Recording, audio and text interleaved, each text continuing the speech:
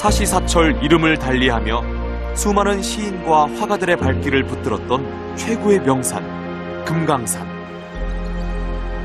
기묘한 암석과 투명한 계곡물. 지금도 금강산의 아름다움은 수많은 사람들의 눈길을 사로잡고 그리워하게 만든다. 1788년 김홍도 역시 이곳 금강산을 찾았다. 정조의 어명으로 직접 금강산을 그리기 위해서였다.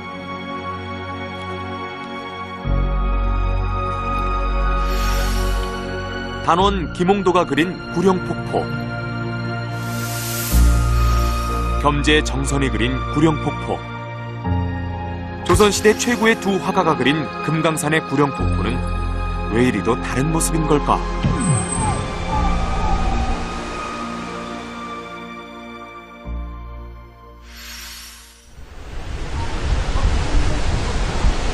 금강산에 있는 폭포 중 가장 큰 규모로 유명한 구령폭포.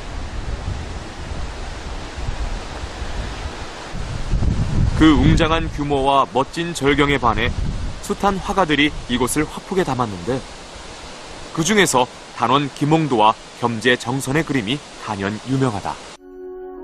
김홍도가 그린 구령폭포. 주변 절벽의 질감과 폭포의 웅장함을 잘 표현하고 있다. 조선 후기 진경 산수화의 대가로 김홍도보다 70여 년 선배인 겸재 정선의 구령폭포 역시 걸작이다.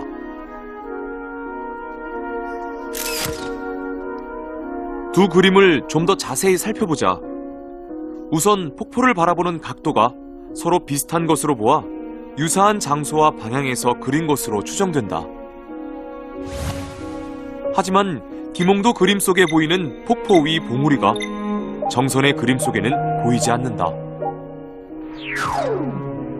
아래쪽 웅덩이도 정선의 그림에는 보다 과장되게 표현되어 있다. 그렇다면 실제 폭포는 어떤 모습일까? 김홍도와 정선이 그림을 그렸을 것으로 예상되는 장소에서 구령폭포의 사진을 찍어보기로 했다. 실제 구령폭포의 사진과 두 화인의 그림에는 어떤 차이가 있을까? 작가의 의도에 따른 약간의 변형은 보이지만 사진과 90% 이상 일치한다. 폭포 위 봉우리의 모습이나 안반의 질감도 눈에 보이는 그대로를 포착해 실제처럼 묘사하고 있다. 이번엔 겸재 정선의 그림. 하지만 실제와 차이가 있다. 일단 폭포 위 봉우리부터 그의 그림에선 생략되어 있다. 아래쪽도 과장되어 있는데 왜 이렇게 실제와 다르게 그림을 그렸을까? 겸재는 구령폭포를 이렇게 측면에서 본 모습, 그 다음에 위에서 내려다본 모습, 아래에서 올려다본 모습, 이렇게 세 개의 시점을 한 화면에 담은 데 비해서 김홍도는 하나의 시점을 잡은 거죠.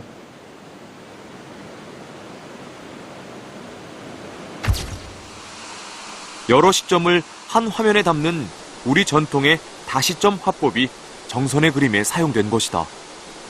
실제로 아래에서 올려다보면 정선의 그림에서처럼 폭포 위 봉우리가 보이지 않는다. 이런 다시점 화법은 이때까지 조선 산수화의 전형적인 화법이었다. 내금강의 또 다른 절경 중 하나인 명경대. 김홍도의 명경대 그림은 실제 전경과 놀랍도록 일치한다.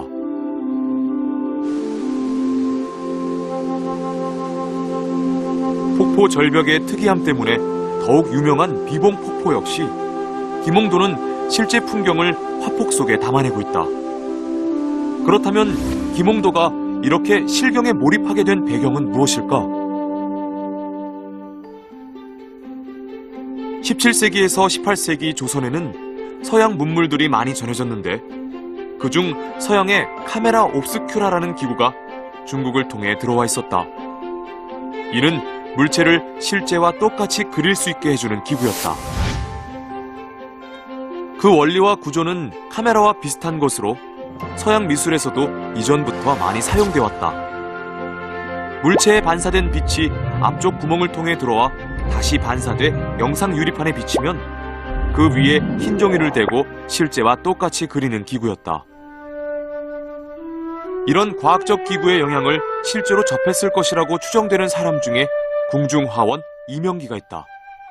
그는 왕의 어진 제작을 2번이나 책임졌던 조선 후기 최고의 초상화 화가였다. 또한 이명기는 서양 화법의 영향도 크게 받았다. 이명기가 조선시대 소론의 영수였던 윤중을 그린 초상화다. 얼굴과 옷주름의 음영이 뚜렷하여 입체감이 잘 드러나 있다. 이명기가 그린 윤중 초상에는 밑그림에 해당하는 초번까지 남아있는데 이상한 격자무늬가 있다. 과연 이 격자무늬의 정체는 무엇일까? 그 답은 바로 서양 화가 알프레드 듀러의 드로잉이라는 동판화에서 찾을 수 있다. 모델과 화가 사이에 격자무늬 창을 세우고 격자 사이로 보이는 형상에 따라 같은 비례의 격자무늬 종이에 옮겨 그리는 모습이다. 이명기 역시 동일한 기법으로 보다 사실감 넘치는 초상화를 그릴 수 있었던 것으로 보인다.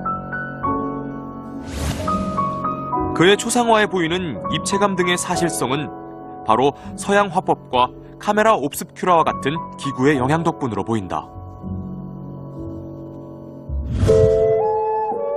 이를 통해 그는 이전 초상화들의 밋밋한 얼굴이나 평면적인 옷 표현과는 다른 느낌의 초상화를 그려냈던 것이다. 그가 그린 서직수 초상 역시 뚜렷한 입체감과 정밀한 실제감 등이 돋보이는 걸작이다. 그런데 이 서직수 초상화는 이명기 혼자만의 작품이 아니었다. 이명기는 얼굴만 그렸고 몸 부분은 바로 김홍도가 그린 것이다. 바로 이런 배경 때문에 김홍도 역시 서양 화법과 카메라 옵스큐라 등을 접했을 가능성이 제기되고 있는 것이다. 화주록이라고 하는 화평이 있어요. 그 화평에 보면 당시에 그 도화서 화원들이 사면 청량법이라고 하는, 지금으로 하면 투시원근법이 되겠는데, 그런 사면 청량법을 서양 화법의 영향을 받아서 많이 활용했는데 그 중에 김홍도가 제일 잘했다고 이렇게 밝혀져 있습니다. 김홍도는 이처럼 새로운 화법들을 받아들여 자신의 사실주의 화풍을 완성하며 진정한 거장이 되었다.